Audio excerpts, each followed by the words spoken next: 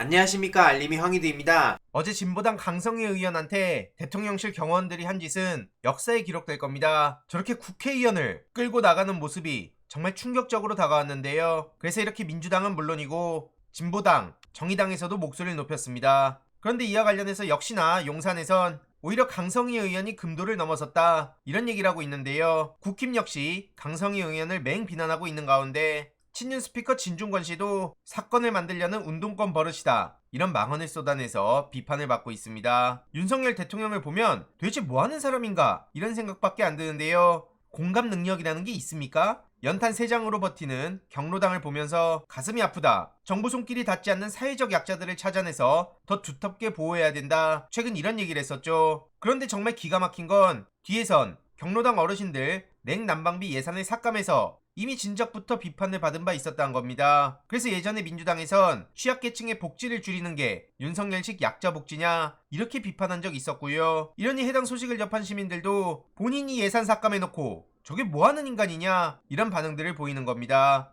최근 공개된 사진들을 보면 무슨 집에 압색 나왔냐, 이런 얘기까지 나오고 있을 정도로 민심을 잃은 상황인데요. 보다 보면 정말 기괴하다는 생각밖에 안 듭니다. 이뿐만 아니라 최근 12구 참사 유가족분들은 눈물의 삭발식을 했는데요. 제발 목소리 좀 들어달라 이겁니다. 소통은 절대 안 하고 배우자 김건희씨 관련 질문 때문인지 신년 기자회견도 피하고 그냥 김치찌개 오찬 타령하고 있는 게 현실인데요. 당연히 비판을 피할 수가 없는 겁니다. 이런 와중에도 정신 못 차린 국힘 윤재혁 원내대표는 김건희 디올백 관련해서 발언 조심해라, 이 사건의 본질은 정치 공작이다, 이런 헛소리를 하고 있습니다. 그러자 같은 당 하태경 의원이 수도권 선거 망치려 그러냐, 이렇게 반발했다고 하는데요. 지금 한동훈 위원장도 이에 대해서 꽤나 압박감을 심하게 느낄 겁니다. 논란이 거세지자 국민들 걱정할 부분이 있다, 사실 이 또한 택도 없는 소리지만 슬슬 차별화를 두려는 거 아니냐, 이런 반응도 나오고 있는데요. 당장 지금 김건희 팬덤과 제대로 충돌한 상황에서 앞으로 분열이 더더욱 거세질 거고요. 내분이 일어나면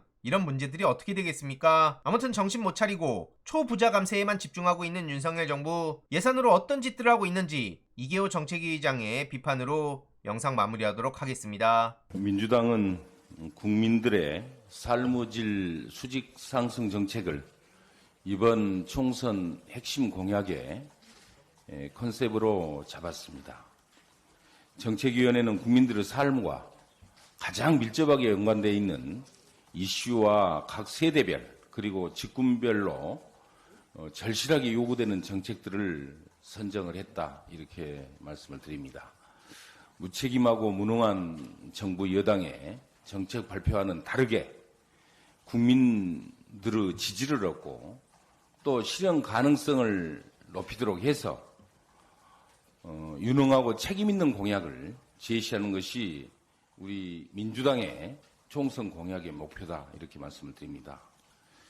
그동안 청년 패스, 요양병원 간병비 건보 적용, 또 온 동네 초등돌봄, 그리고 경로당 주 5일제 점심 제공까지 우리 민주당은 국민들의 삶과 직결되어 있는 부분의 개선을 통해서 국민들의 삶이 행복해지게 만들고 또 더 나은 미래를 약속을 드려왔습니다. 앞으로도 이러한 기조는 계속 유지해 나가도록 하겠습니다. 민주당은 오늘 국민들의 삶과 가장 밀접하게 닿아 있는 부분에 대한 공약 발표와 또 토론회를 진행할 예정입니다. 잠시 후에 우리 당은 대한민국 생존을 위한 저출생 종합대책을 발표합니다. 국민이 아이를 낳아도 행복하고 또 아이 또한 행복하다, 이러한 확신이 될 수 있도록 민주당이 앞장서서 보다 과감하고 실효성 있는 정책을 제시하도록 하겠습니다.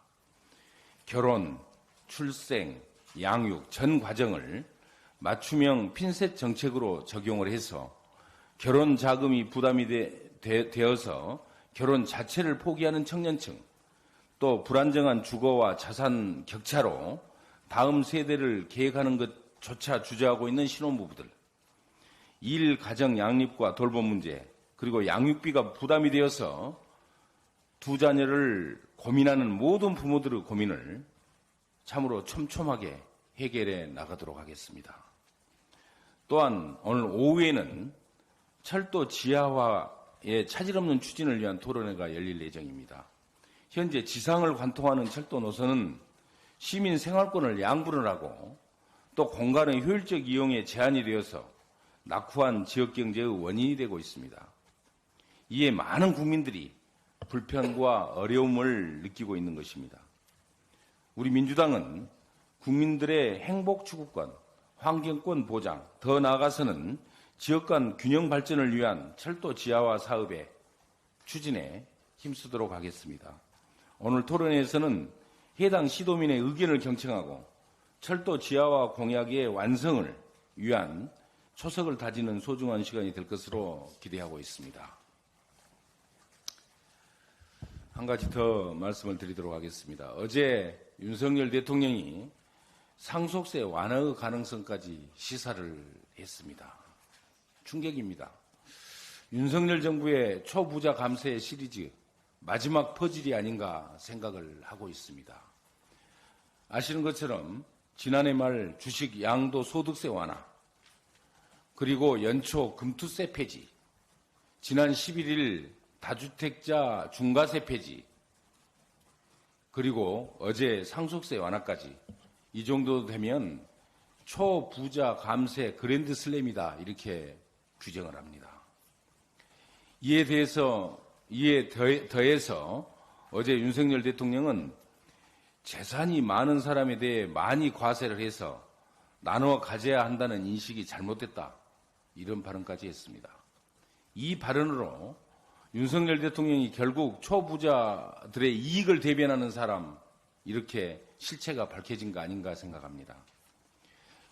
정부는 집 부자들에게는 양도세와 종부세를, 주식 부자들에게는 주식 양도세를, 재벌 기업에게는 법인세를 줄여주더니 이제는 그들이 자식에게 물려주는 상속세까지 줄여주자고 말을 하고 있는 것입니다.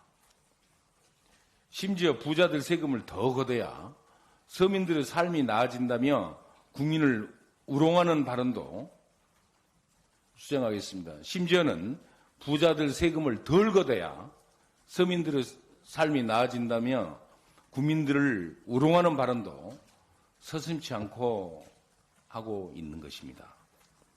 정부의 초부자 감세 정책으로 나라의 재정은 이제 파탄의 위기입니다. 정부는 대체 나라의 곳간을 어떻게 채우려고 하는 것인지 도저히 이해할 수가 없습니다. 부자들 세금을 줄인 만큼 평범한 월급쟁이들이 근로소득세를 더 내라는 것 아닌지 우리는 의심하고 있는 것입니다. 아니면 지금도 빚으로 빚을 갚으면서 버티고 있는 자영업자들에게 세금을 더 내라는 것입니까?